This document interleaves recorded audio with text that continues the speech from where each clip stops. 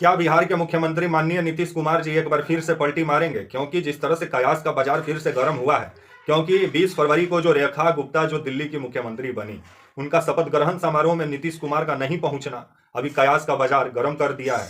क्योंकि एनडीए का जो सहयोगी हैं आपके चंद्रबाबू नायडू वो नजर आए, पवन कल्याण नजर आए, लेकिन आपके एक चेहरा की तलाश वहां सभी लोग कर रहे थे।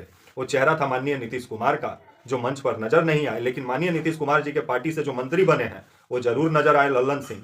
आइए पूरी खबर समझाएंगे। और नीतीश कुमार जब से एकनाथ शिंदे को बीजेपी महाराष्ट्र में साइड की है, तब से माननीय नीतीश कुमार सतर्क और सावधान भी हो गए हैं, और वो एकनाथ शिंदे वाला हाल अपना किसी भी हालत में होने नहीं देंगे। आइए पूरी खबर समझाते हैं, बताते हैं। अभी दिल्ली से लेकर के बिहार तक राजनीतिक संग्राम छिड़ा हुआ है, और ये अभी राजनीति का शीत युद्ध समझ लीजिए। पूरी खबर तभी आप समझ पाएंगे जब आप वीडियो को अंत तक देखेंगे। नमस्कार, मेरा नाम विश्वजीत कुमार और आप देख रहे हैं वाक फॉर इंडिया न्यूज। क्या माननीय नीतीश कुमार जी एक बार फिर से पलटी मारेंगे? क्योंकि कयास का बाजार जिस तरह से गर्म हुआ है, क्योंकि 20 फरवरी को दिल्ली का रामलीला मैदान में रेखा गुप्ता दिल्ली की नई नवेली मुख्यमंत्री बनी, जिनका शपथ ग्रहण समारोह में एनडीए कुनबा का सभी लोग नजर आए, लेकिन एक चेहरा नहीं नजर आए। वो चेहरा थे माननीय नीतीश कुमार। उनके पार्टी के मंत्री जरूर पहुंचे हुए थे, ललन सिंह, लेकिन माननीय नीतीश कुमार 20 फरवरी को अपने बिहार में गृह जिले नालंदा में थे, जिसके बाद से कयास का बाजार गर्म हो गया कि क्या बात है कि माननीय नीतीश कुमार जी आजकल मोदी जी से कटे कटे रह रहे हैं। क्योंकि माननीय नीतीश कुमार ये समझ रहे हैं इसी साल 2025 में बिहार में भी विधानसभा चुनाव है, और बीजेपी भले बोल रही है कि माननीय नीतीश कुमार जी का चेहरा पर चुनाव लड़ेगी, लेकिन चुनाव जीतने के बाद ये गारंटी नहीं है कि माननीय नीतीश कुमार मुख्यमंत्री रहेंगे कि नहीं, जिसको लेकर के पहले ही माननीय नीतीश कुमार जी जो बिहार के मुख्यमंत्री हैं वो सतर्क और सावधान भी हो गए हैं। क्योंकि एकनाथ शिंदे वाला हाल अपना तो होने नहीं देंगे माननीय नीतीश कुमार बिहार में। क्योंकि आप महाराष्ट्र में देखें ही कि एकनाथ शिंदे के चेहरे पर चुनाव लड़ी बीजेपी। अमित शाह बोले ही कि एकनाथ शिंदे महाराष्ट्र के मुख्यमंत्री बनेंगे, लेकिन जैसे ही सीट ज्यादा आया बीजेपी का महाराष्ट्र में, वैसा ही एकनाथ शिंदे से कुर्सी खींच के बीजेपी अपना मुख्यमंत्री बना दी महाराष्ट्र में। जिसके बाद से अब बिहार में भी यही कयास का बाजार गर्म हुआ है कि माननीय नीतीश कुमार का भी हाल कहीं एकनाथ शिंदे वाला ना करे, बीजेपी ना हो जाए बिहार में। और बीजेपी जिस तरह से ये भी कयास का बाजार गर्म है कि माननीय नीतीश कुमार अभी से बीजेपी पर दबाव बना रहे हैं, क्योंकि बीजेपी ज्यादा से ज्यादा सीट पर बिहार में चुनाव लड़ना चाहती है, और माननीय नीतीश कुमार को कम से कम सीट देना चाहती है, जिसको लेकर के माननीय नीतीश कुमार को पहले भनक लग गया है। और भनक लगने के बाद अभी बीजेपी से कटे कटे रह रहे हैं। अगर मन मुताबिक माननीय नीतीश कुमार जी को सीट नहीं मिलेगा बिहार में, तो माननीय नीतीश कुमार पलटी भी मार सकते हैं। क्योंकि पिछला विधानसभा चुनाव में आपका 2020 में आपका जेडीयू 115 सीट पर लड़ी थी बिहार में चुनाव, और जीती थी मात्र 43 सीट। और आपका बीजेपी जो है वो 112 सीट पर चुनाव लड़ी थी और जीती थी आपका जो है 74 सीट। जिसके बाद से बीजेपी जो है वो माननीय नीतीश कुमार जी को 2025 के विधानसभा चुनाव में कम सीट देने पर विचार कर रही है कि इतना ज्यादा सीट दिया गया 2020 में, और माननीय नीतीश कुमार ज्यादा सीट मिलने के बावजूद भी बिहार में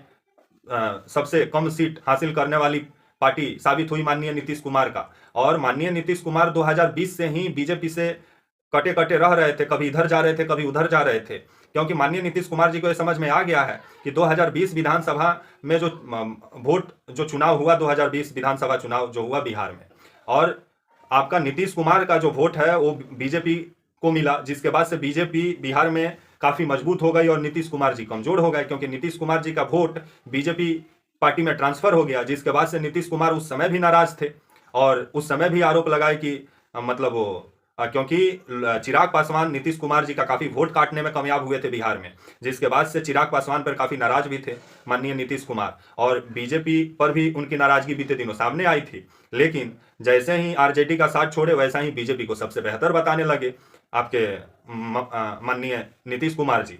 लेकिन अब जिस तरह का खबर आ रहा है कि बीजेपी 2025 विधानसभा चुनाव में नीतीश कुमार जी को ज्यादा सीट नहीं देना चाहती है, जिसको लेकर के माननीय नीतीश कुमार जी अभी से दबाव बना रहे हैं कि 115 को सीट जो 2020 में 115 सीट पर जो चुनाव लड़े थे, उतना ही सीट अगर मिलेगा तभी पार्टी में रहेंगे आपके माननीय नीतीश कुमार। क्योंकि 115 सीट पर चुनाव लड़े थे 2020 में, और बीजेपी प्लान कर रही है कि कम सीट दिया जाए, जिसको लेकर के नीतीश कुमार जी अभी से बीजेपी को आईना भी दिखा रहे हैं कि अगर सीटों में कटौती बीजेपी की तो माननीय नीतीश कुमार जी पलटी भी मार सकते हैं। लेकिन अभी पलटी मारने का उम्मीद कम है, क्योंकि पिछला जो विधानसभा चुनाव हुआ बिहार में, जिसमें आरजेडी को मिला था आपका 75 सीट, बीजेपी को मिला था आपका 74, जेडीयू को मिला था आपका 43 और कांग्रेस को 19 सीट मिला था। जिसके बाद से नीतीश कुमार काफी नाराज भी थे, क्योंकि नीतीश कुमार का वोट आधा आपका चिराग पासवान काटने में कामयाब हुए और कुछ बीजेपी को मिल गया। जिसके बाद से जो जेडीयू सबसे बड़ी पार्टी होती थी बिहार में, वही 3 नंबर की पार्टी बन गई बिहार में और 43 सीट पर ही सिमट गई बिहार में 2020 में। जिसके बाद से अभी से माननीय नीतीश कुमार जी बीजेपी को आईना भी दिखा रहे हैं, लेकिन जो बीजेपी का आला कमान है, जो आपके अमित शाह हैं, मोदी जी हैं, वो आए दिन बोलते हैं कि नहीं, नीतीश कुमार जी का चेहरा पर ही चुनाव लड़ा जाएगा 2025 विधानसभा चुनाव बिहार का। लेकिन चुनाव लड़ने के बाद और जीतने के बाद ये गारंटी नहीं है कि माननीय नीतीश कुमार जी मुख्यमंत्री रहेंगे कि नहीं, क्योंकि एकनाथ शिंदे का जो हाल की बीजेपी, जिसके बाद से माननीय नीतीश कुमार जी भी सतर्क हो गए हैं। तब आने वाला समय ही बताएगा। और जो दिल्ली की नई नवेली जो मुख्यमंत्री बनी रेखा गुप्ता, उनका शपथ ग्रहण समारोह में नहीं पहुंचे हुए थे माननीय नीतीश कुमार, जिसके बाद कयास का बाजार गर्म हुआ, क्योंकि आपका जेडीयू पार्टी से आपके ललन सिंह ही पहुंचे हुए थे और नीतीश कुमार जी मंच पे नजर नहीं आए, चंद्रबाबू नायडू नजर आए। तो आने वाले समय में नीतीश कुमार क्या करेंगे ये नीतीश कुमार ही बता सकते हैं। अभी नीतीश कुमार जो है वो बिहार में अपने पार्टी को मजबूत करने में लगे हुए हैं, तो वहीं बीजेपी भी दिल्ली से बिहार का वोट साधने का कोशिश की है, क्योंकि दिल्ली में आपका जो बनिया समाज है, उसी से आती हैं आपका जो है ये रेखा गुप्ता।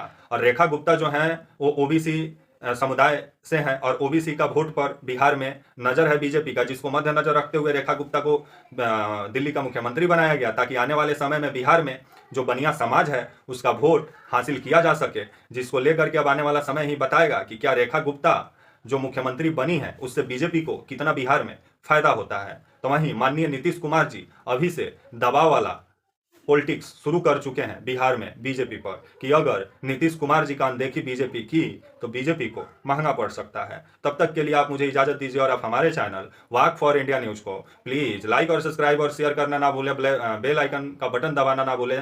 तब तक के लिए नमस्कार, जय हिंद, वंदे मातरम।